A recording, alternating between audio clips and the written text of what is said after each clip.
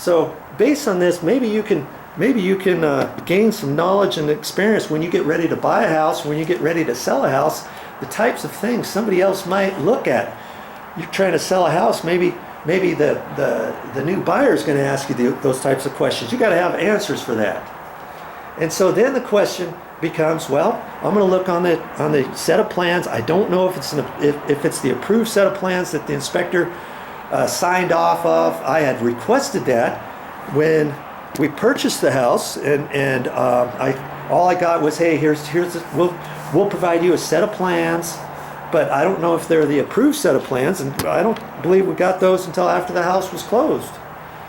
But now, if those plans are not the approved set of plans, my question is going to be, is this included as an addendum, a revision, or something that possibilities for the near future, or was it actually shown on the plans originally? And if they were, and if the set of plans that I have are not the approved set of plans that the building inspector would have come out and inspected off of, would have signed off of, would have given a certificate of occupancy at the end of the final completion inspections of the house before the first owner ever moved in, then I can go down to the building department. This is the next step. You go down to the building department and you give them the address of a house that you want to look at the permits and see what type of permits were ever taken out on the house. Even if it's a 50-year-old house, you can look back. Did you know you can look back all the way from when it was built, when it was inspected, when it was signed off, and whether or not any permits were taken out after that for a room addition, a deck, a kitchen remodel, a bathroom remodel, a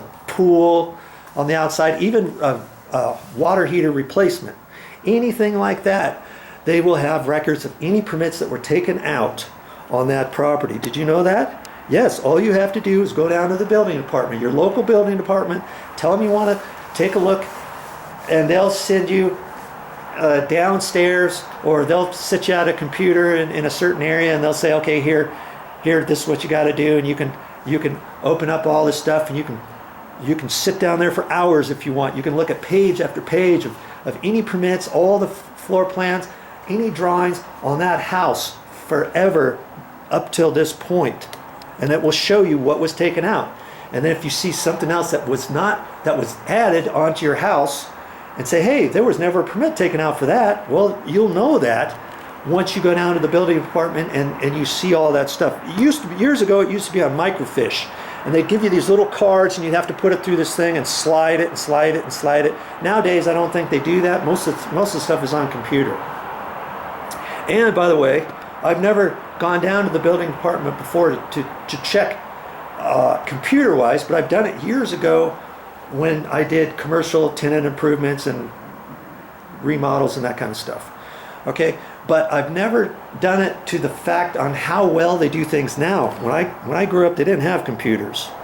They didn't do all that. You had to go down there and go through their microfiche. But nowadays, I think you can even call them over the phone. It's going to take longer, and you might be able to gain access to certain areas over the phone, and they'll request certain things to be sent to you. But I'm not going to mess with that. I'm going to go right down to the building department, and I'm going to look page after page of stuff on this house. And then any pages that you want, you just tell them which pages of the plans that you want, and then they'll print them out for you right there at the building department or wherever they send you from the building department. And it might cost you 25 cents a page, 75 cents a page, $1 a page, who knows.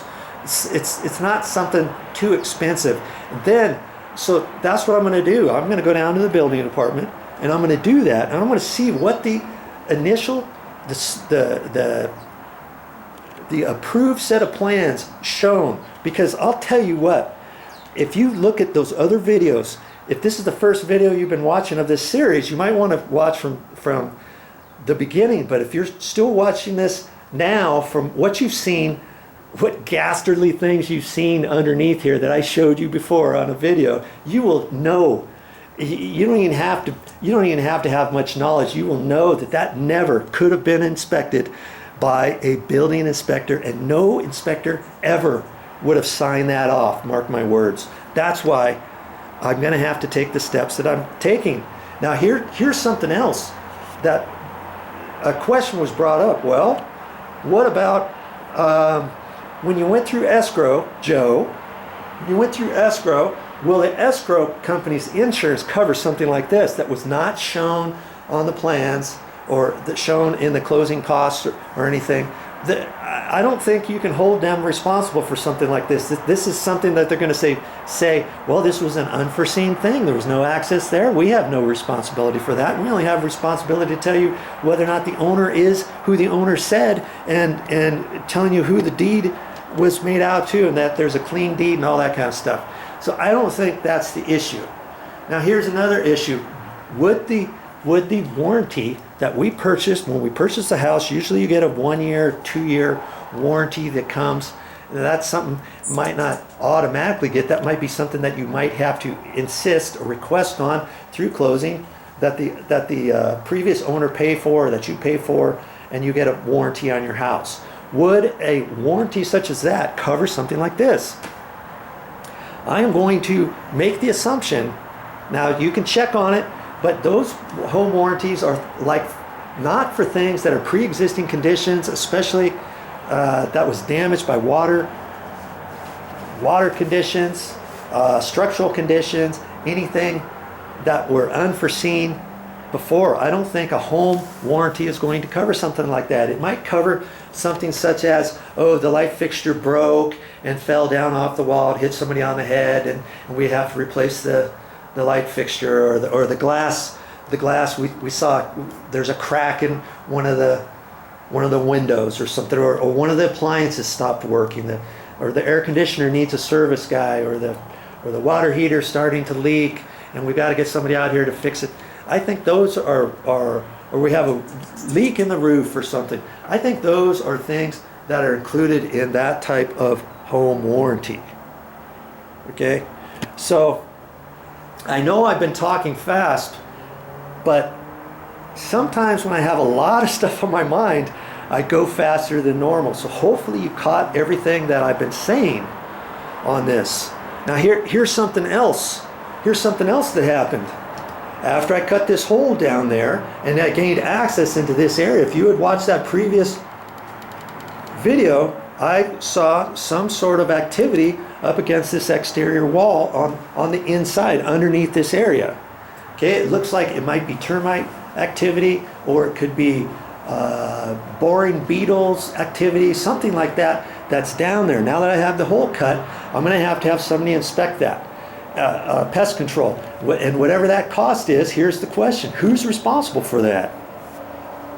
I don't think I should be responsible for that. I think the previous owner should be responsible for that, because he did not give us any gained access into this area underneath this deck. Now if there was access under that area, and if the termite inspector, when we went through escrow, the closing and stuff, if the termite inspector gave us a clean bill of health, and then we find out later, hey, what's the deal? There's all kinds of activity over here. How come you didn't catch that?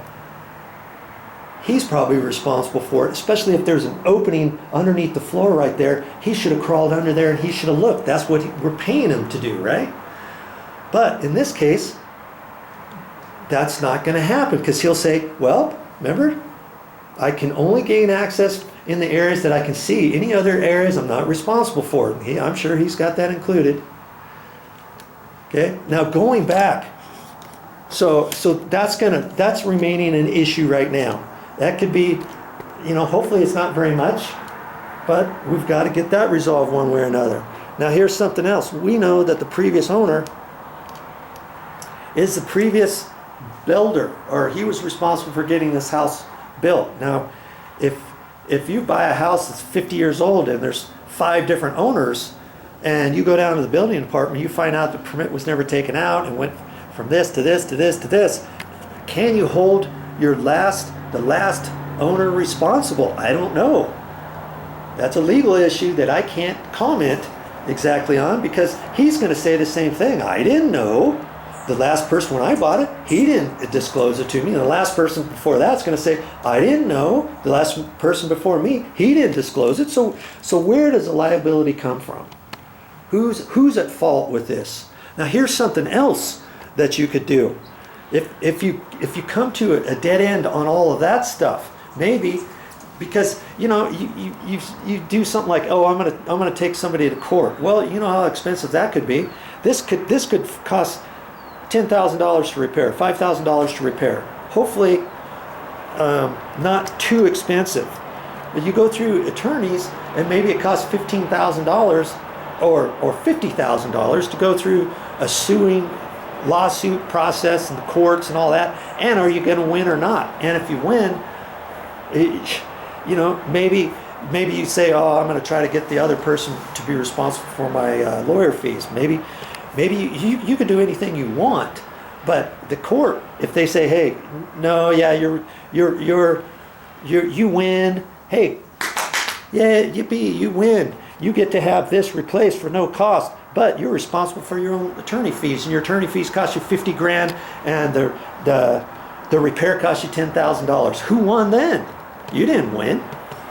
Look at that and share the findings to you and what we find on that too.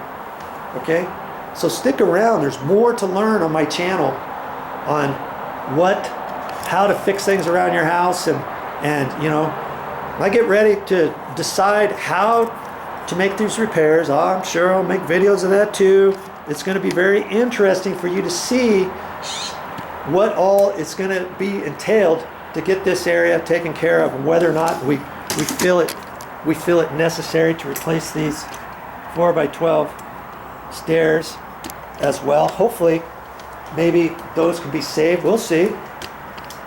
And all the different things that are going to have to go in to tying the flooring back into here, reframing this properly, and tying in where the floor membrane is underneath these tiles. I'm hoping that these tiles we can remove those, and I don't believe they're glued down or anything. I think they're just laid down flat tight. Okay, side by side by side by side. If they are glued down, we might not be able to bring them up, and if so, some of these could crack. And so then we may have to get some tiles out here to replace the ones that are cracked here. But we're going to have to pull these up, these four at least, this one, this one, this one, and this one, in order to tie in the floor membrane, so that when we get this all done, when it rains out here, the water's still going to be able to flow all the way out to that location. That was the big problem to this whole thing. Had they have done the floor membrane properly, even though how the framing was built under there and stuff, it probably would have held. And I could have made a determination, oh, okay, looks a little suspect in certain areas. I'll put some joist hangers under there, or put another 2x6 next to one of the existing 2x6s, and put some joist hangers under a couple that looked kind of questionable or something like that. But had the flooring membrane been tied in properly, we wouldn't have this issue at all. Okay, so there you go. One last thing I want to share with you on this segment. Okay, now that we know that the issue is here, we've identified that there is in fact a liability issue, for you as the homeowner now, I would do something to protect my liability issue at this point by going down to the hardware store, getting some caution tape. They come in a big roll, kind of like duct tape, but a bigger roll, and it's yellow, and you pull it out, it says caution, caution, caution, caution. Get some caution tape, and then we can drape it across the stairs from here, let's say from here to here, maybe at the bottom of the stairs too, from the bottom step on up to the rail. And then we can put one from here, wrap it around this column, and then come across from here, going over to this rail here. Do something like that. Do another one from right there, coming across this way. Do something so that you don't want any kids coming up and down here by accident, or your spouse or you saying, oh, I've done it a couple times already. I think, okay, well, I've been under there, I know where to step, I'll just step way over there and then try to straddle this and go down the stairs. I don't even want to do that anymore. For safety purposes, get your caution tape up. That's your next step, and a very important step, I might add. Well, I hope you learned something on this particular video of this series. Keep watching these videos and find out how we get it fixed.